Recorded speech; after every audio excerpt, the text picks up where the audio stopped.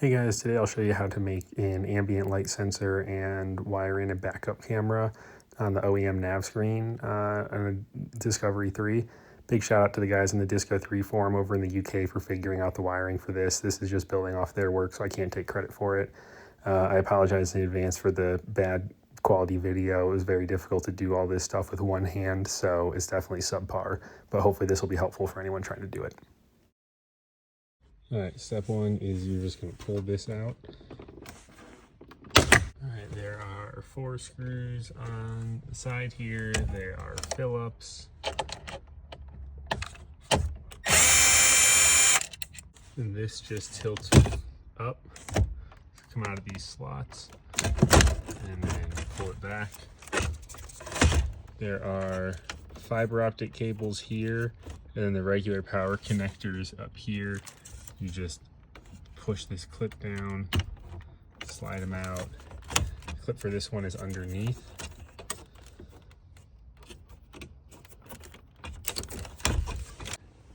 All right, now you just pop this fascia off. There are 4 little screws here. I took them off the camera. Pull this forward, and here's your connector. And it just pulls out.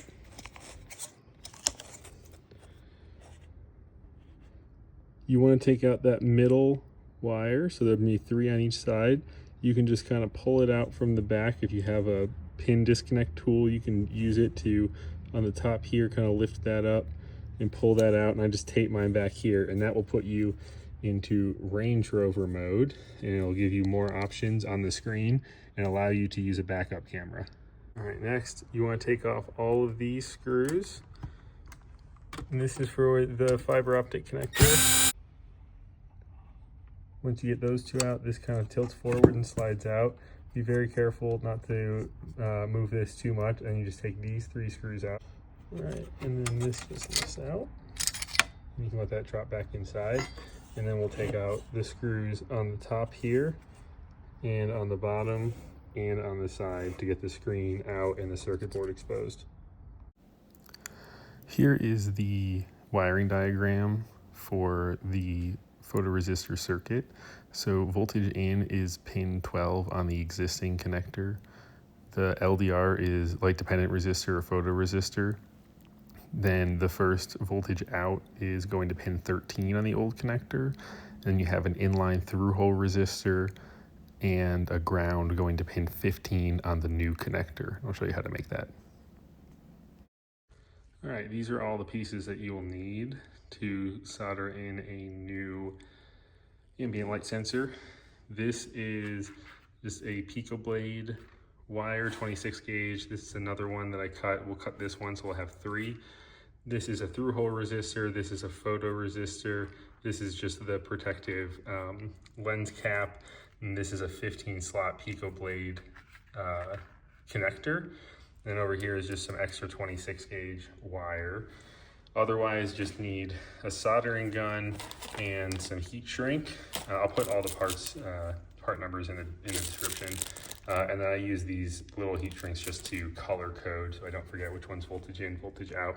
I'll put a diagram as well in terms of what the voltage in, out, and ground is and what pins they go to. But we'll get started cutting and soldering. All right, so I cut the loop in half, so now we have 3 male Pico blade connectors, or female Pico blade connectors, and I have stripped about 3/8 of an inch or so off the end to prepare them to solder. Okay, next I took some of my extra 26 gauge wire and I just made a couple inch extensions, and this will just help even out the length of the Pico blade connectors so that they plug in nicely. I'm going to solder it. Let's see if it'll zoom in. There we go. I'll solder it together, and then we'll start soldering this end to the resistors. All right, that side is soldered together. Now we'll just do one more and start soldering the resistors. Okay, these 2 are extended. Now I'm going to solder the remaining end to this through hole resistor, and I just like to do it at the end, so this will extend it and put my clamp here to kind of protect the resistor from the heat. All right, I have my 3 wires soldered. The goal is to make all 3 of these about the same length so that they'll fit nicely into the connectors. You don't have a bunch of wires sticking out. All right, This is the photoresistor. This here is the first leg. This will actually be the voltage in. I'll go ahead and just solder that right onto leg 1 of the resistor. All right, leg 2 is a little bit more complicated. So you have your split wire here with one on the resistor going to ground and the other one being your voltage out. And then you're gonna solder all 3 together to the other leg of the photoresistor. Okay, here is your completed circuit. So we have voltage in starting here. It'll go into this leg of the photoresistor. Voltage out will come out this wire, and then ground also connected to this leg going through this other through-hole resistor, and that will go on to the other pin connector, and I'll show you how to get that together. All right, first round of heat shrink is done. I color-coded my voltage in, voltage out, and ground, and then just did some heat shrink here to cover up all of the contact points, and I'll just put a slightly bigger heat shrink tube over here to cover these 2 wires and go up to the photoresistor. All right, now we have a larger heat shrink over these 2 wires, and we can heat shrink all of these 3 together down to about there. All right, now we have our finished product. The photoresistor is on the end. This is all nicely heat shrink. This will go to voltage in, voltage out on the pre-existing connector, and then all we're gonna do is take this Pico blade connector, if it'll focus, and plug in this black ground one to position 15. Okay, so that's now plugged in. It's ready to be plugged into the back of the head unit. These 2 will plug into pins 12 and 13. And then I leave this exposed to thread it through, and then you can pop your cap in. I'll show you how to do that, but you pop the cap in, and then this heat shrink tubing will fit right around the base of that and go around the photoresistor, and then you just heat shrink it in place, and it'll stay in place without any need for like hot glue or anything. And that's it. All right, so to install the light sensor, it's already connected here. This red wire is voltage in, and this is 1, 2, 3, 4 pins down on the connector that's already installed. Voltage out is this yellow one that I coded, and that one is 3 pins down, and this is the top of the screen of the connector.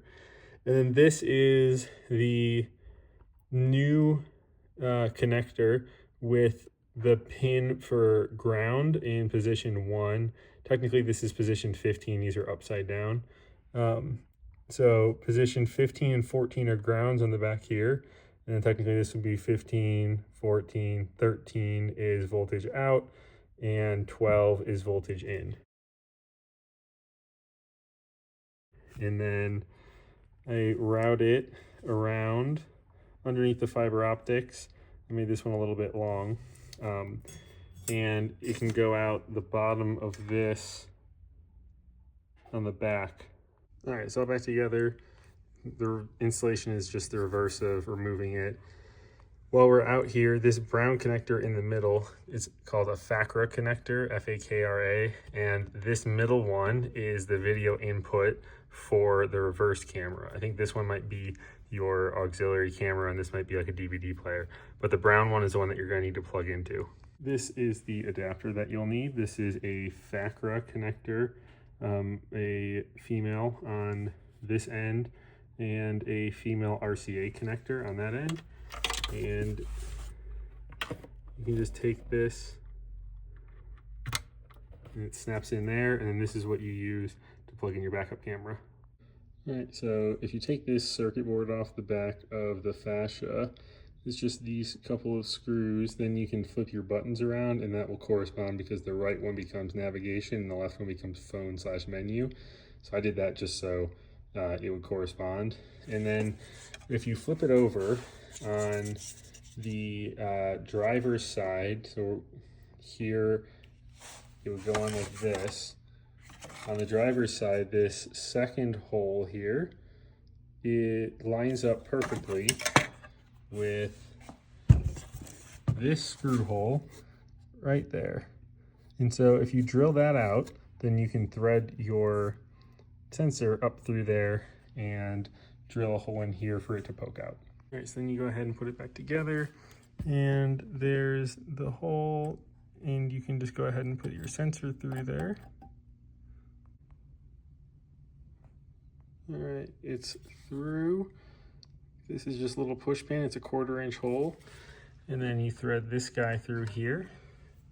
Then what I'm gonna do is take the last little bit of this heat shrink, place it on the back of this, thread the actual sensor in, and then heat gun it. I just put a little zip tie there to hold it from moving out. And if you want, you can put a little bit of hot glue underneath, but if you drill a 1/4 inch hole, it snaps in and you don't really need to. All right, so just boot it up. If you touch the home screen, this is what it looks like in Range Rover mode. So to access the secret menu, you touch and hold about here on this gray line for a few seconds, and then you press and hold this for a few seconds. This will come up. The code is 753. Press OK.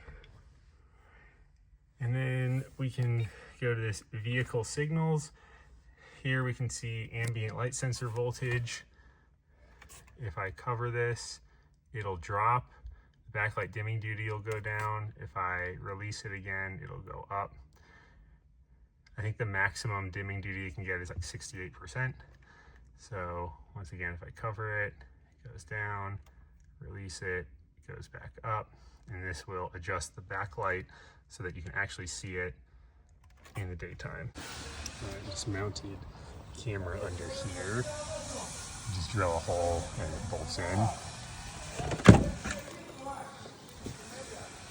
Ran the wiring through here, down through this grommet. Is quite difficult to get through. I actually have power coming from this 12-volt source, so it has constant powering because it'll actually hold, it'll show the camera for another 10 seconds after you get out of reverse. So if you wire it to the reverse lights, it'll just have black screen for a few seconds. And then otherwise I just ran it up here through the headliner, down the A-pillar, and across underneath the dash. In your gap tool, go to car configuration, load the CCF file. I recommend being plugged into a battery maintainer while you're doing this. Once that loads, you'll go into audio system, scroll down to parking camera, and change it to rear camera fitted. And then you'll just go ahead and click accept and upload those changes to the ECU. And there you have it. Now we have a working backup camera on the OEM screen of your LR3.